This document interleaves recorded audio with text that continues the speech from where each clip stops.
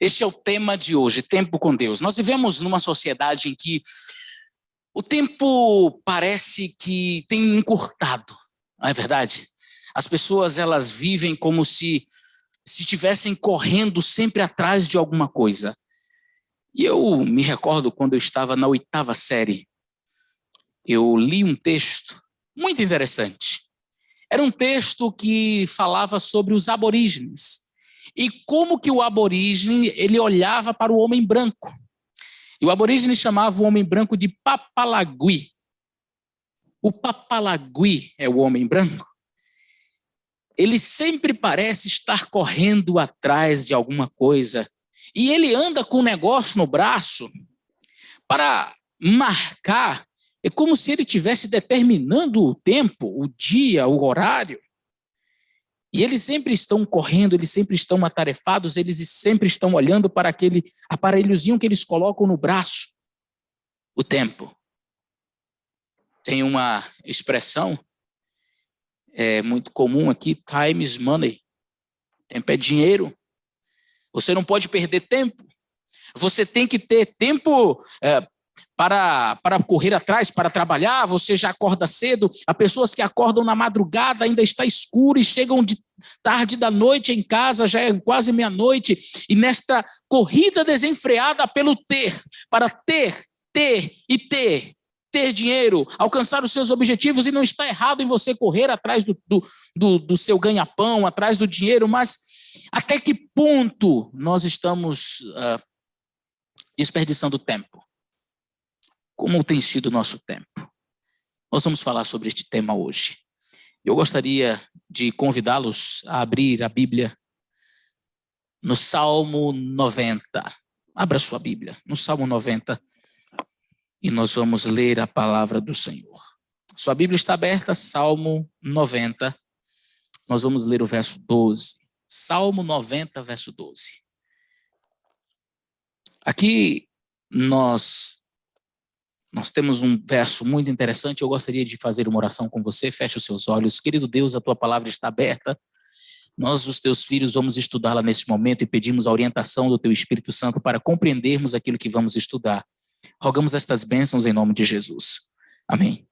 O Salmo 90 e o verso 12 diz assim: eles te sustentarão, eu estava lendo 91. Ensina-nos a contar os nossos dias. Para quem não tem a Bíblia, está na tela.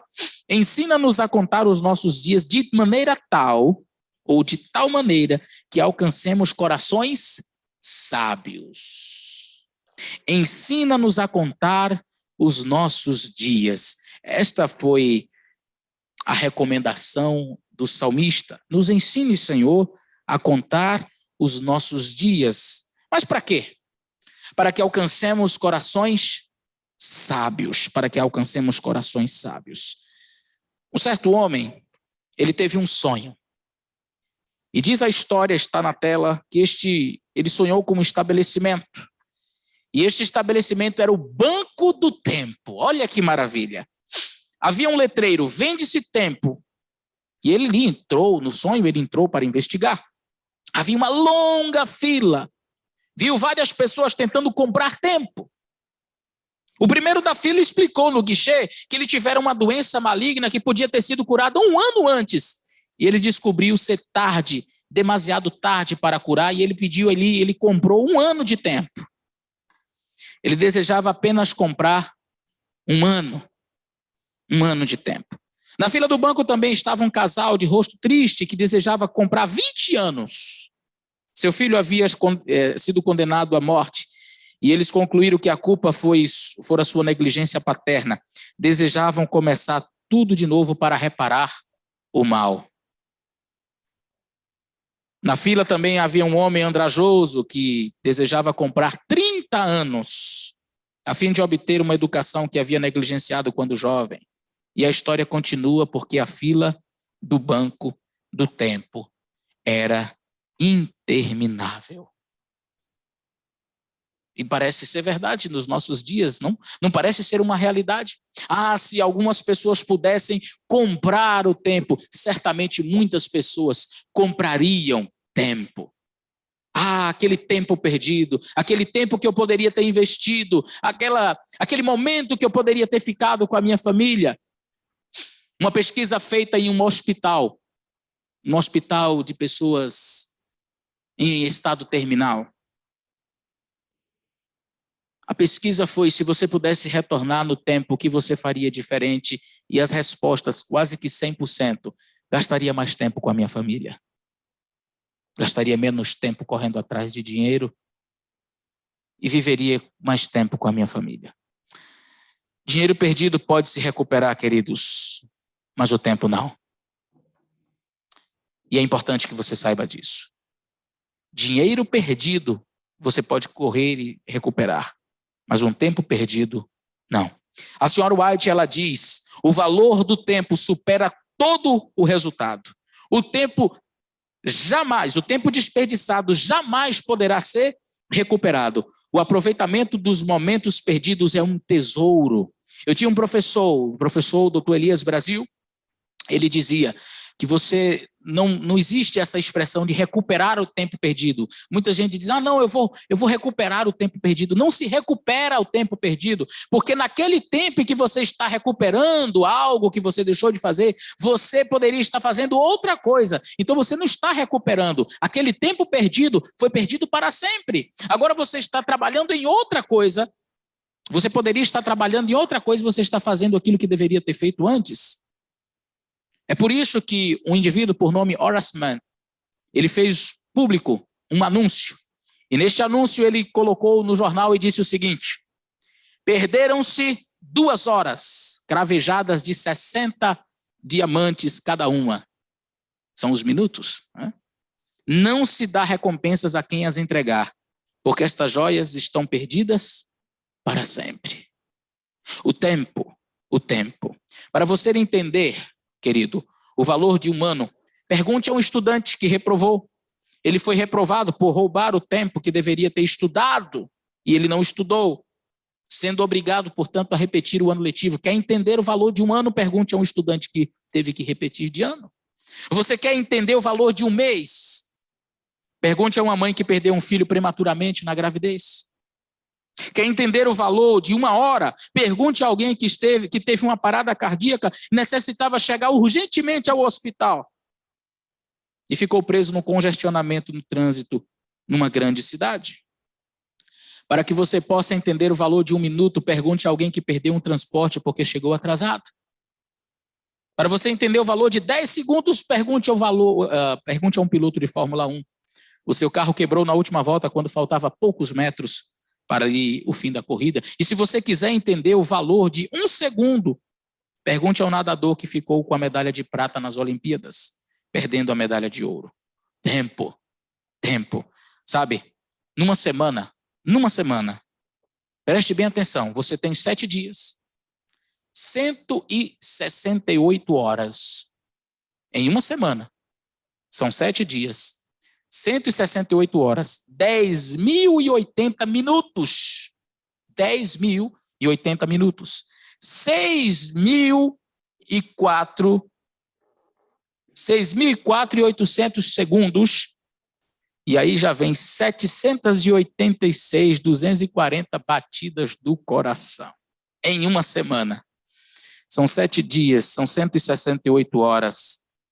E eu quero já mostrar aqui. São 786.240 batidas do coração. Não parou. O tempo inteiro ali, ó, bombeando o sangue. E aí eu faço uma pergunta para a sua reflexão. De todo este tempo disponível em 7 dias, com todas essas batidas do seu coração, quanto você dedicou a Deus? Quantas batidas do seu coração estavam disponíveis para o Senhor Deus? Quantos minutos do seu tempo você entregou ao Senhor Deus? Ei, olha aqui para mim. Você pensa que passar a semana toda correndo atrás dos seus afazeres, sem lembrar de Deus, você pensa que parar na sexta-feira à noite e fazer o pôr do sol é suficiente? Você acha que pode passar a semana inteira longe de Deus, parar um momento na sexta-feira, um dia na semana, e você acha que isso é suficiente? Experimenta ficar sem comer a semana inteira e coma somente um dia na semana, e você vai entender a necessidade de buscar a Deus. Nós precisamos do alimento espiritual.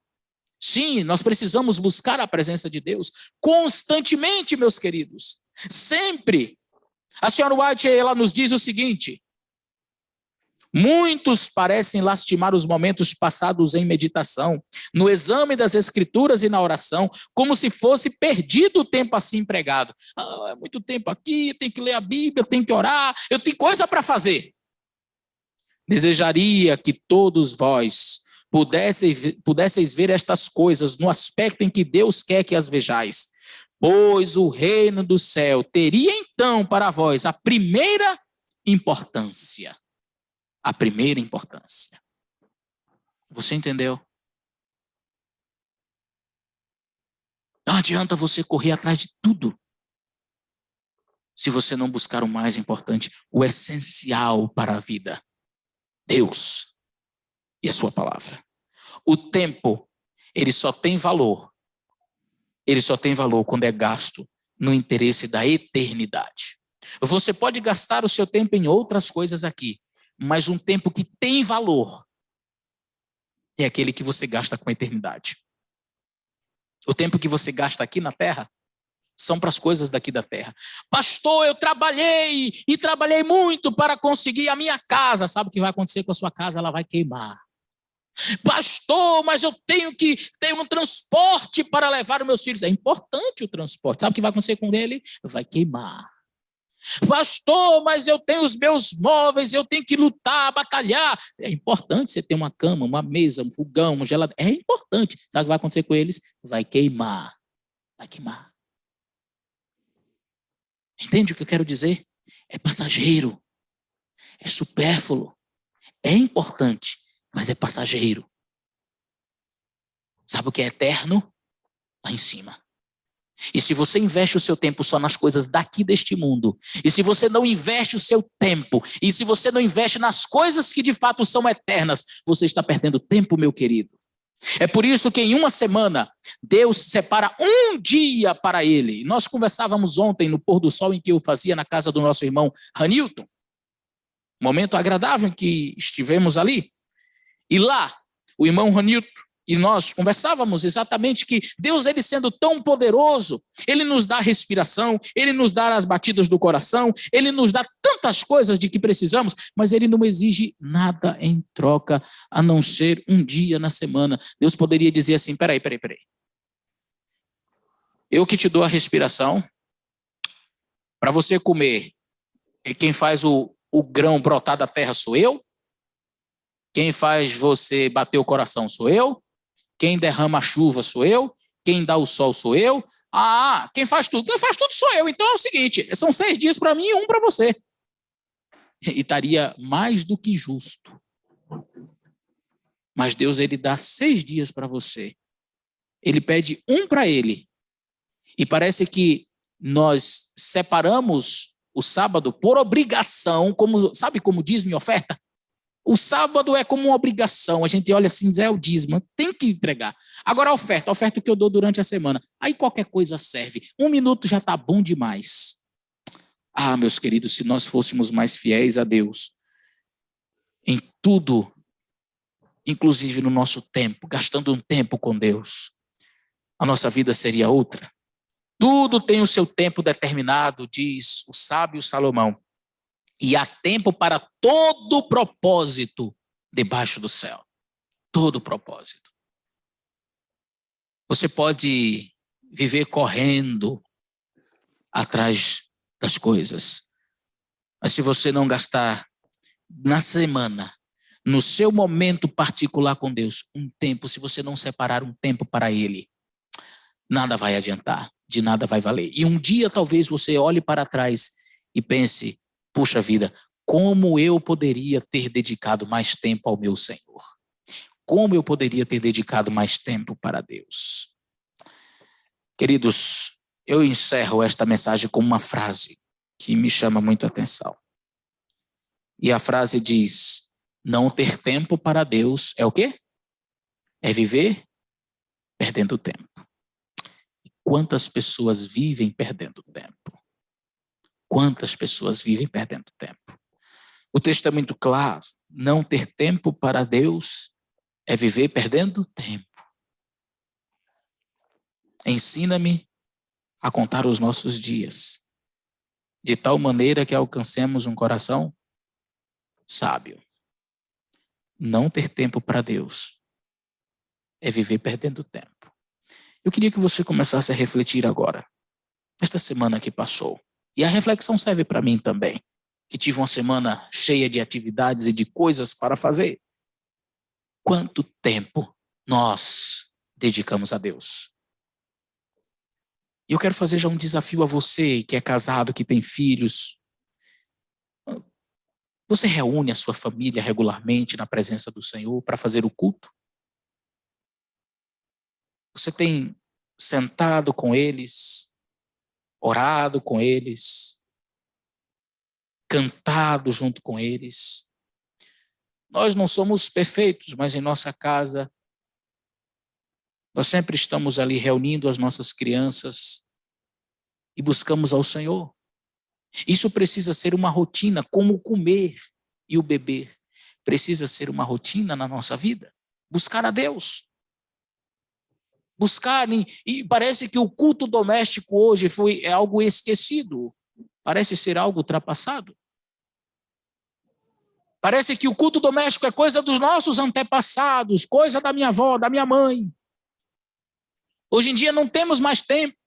Mas por quê? Não, porque eu acordo cedo, pastor, para ir trabalhar. Porque eu acordo cedo para ir, o menino tem que acordar cedo para ir estudar. Porque eu chego tarde e os meninos já estão dormindo. Oh, que triste realidade. É essa desculpa que você vai dar para Deus? Sério? Quando o Senhor Jesus Cristo voltar e perguntar onde estão os filhos que eu te dei, aí você vai dizer assim: Senhor, como o Senhor sabia, era muito complicado para mim, porque eu tinha que acordar cedo para botar os meninos para estudar, e eu saía cedo para trabalhar. E muitas vezes, Senhor, chegava em casa, já estavam os meninos dormindo. Então, não tive tempo. É isso que você vai dizer para Deus? Ah, querido, não arrume desculpas, não arranje desculpas. Na minha casa, quando eu era criança, eu me recordo que às vezes nós estudávamos pela manhã. Já teve ocasiões de estudarmos pela tarde, mas nós estudávamos pela manhã. E aí eu dizia para minha mãe: eu tenho que estar na escola 7 horas, então eu tenho que acordar 6 para tomar banho, comer e sair.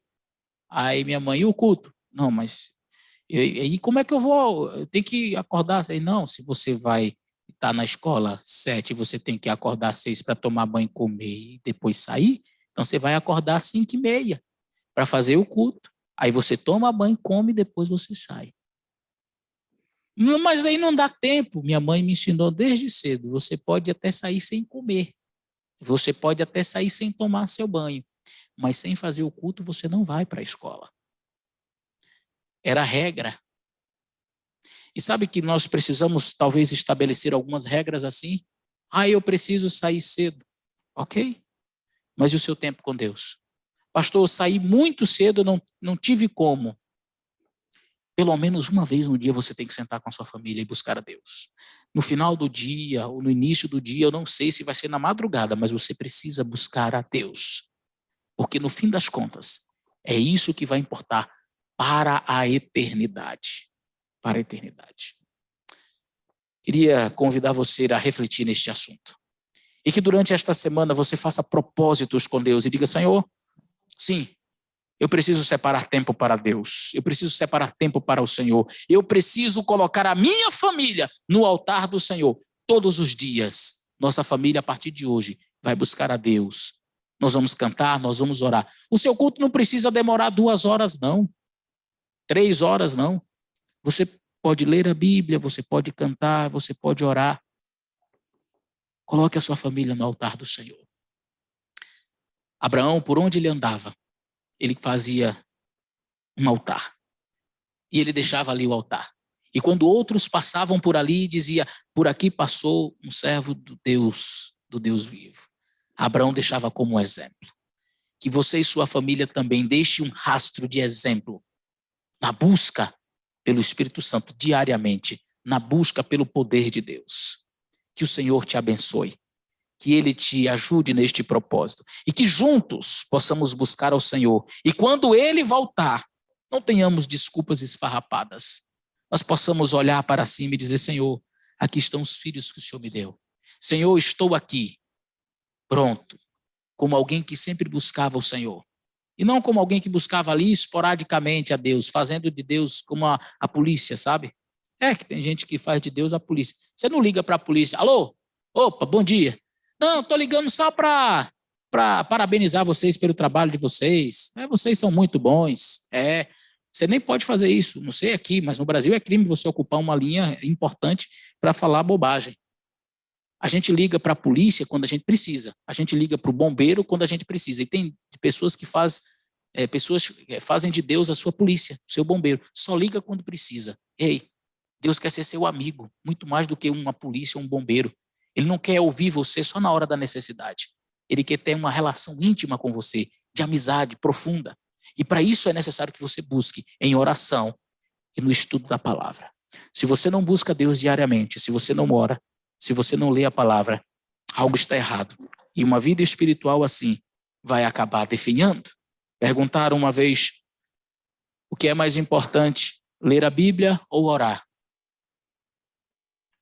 E o sábio respondeu: pergunte para um passarinho qual asa é mais importante. Entendeu? Tempo com Deus, oração, leitura da sua palavra, família no altar do Senhor. É isso que vale para a eternidade. Feche os seus olhos e vamos buscar ao Senhor. Querido Deus, precisamos gastar tempo com o Senhor. Meu Pai, é difícil neste mundo de tanta correria. Parece que nós estamos sempre em câmera lenta porque as pessoas estão correndo, buscando pão, o dinheiro, casas, móveis, carros. As pessoas estão em busca diariamente, Senhor, cada um nas suas labutas. E, ó Deus, não é pecado nós trabalharmos duro, conseguirmos os nossos bens, as nossas posses aqui neste mundo, mas nós não podemos nos esquecer aquilo que é mais importante, que é o tempo com o Senhor. Estas coisas, elas são perecíveis, mas aquilo que nós investimos no reino dos céus, isso é eterno, não vai passar. Ajuda-nos, portanto, Senhor, a dar a devida importância ao tempo investido com o Senhor, muito mais do que com as coisas deste mundo. Ajuda-nos a entender que as coisas aqui são passageiras, mas o céu é eterno. Guarda-nos, Senhor. Protege os teus filhos. E que a partir de hoje possamos fazer algumas reflexões sérias em nossa vida e buscarmos a tua presença. Que cada um dos meus irmãos que ouve esta mensagem neste momento possa colocar no coração e dizer: a partir de hoje eu quero colocar a minha família no altar do Senhor. Que essa seja uma decisão firme no coração de cada um. Dá-nos um sábado em paz, protegidos e guardados pelos teus anjos, em nome do Senhor Jesus. Amém. Que Deus abençoe você e que possamos gastar tempo com o Senhor.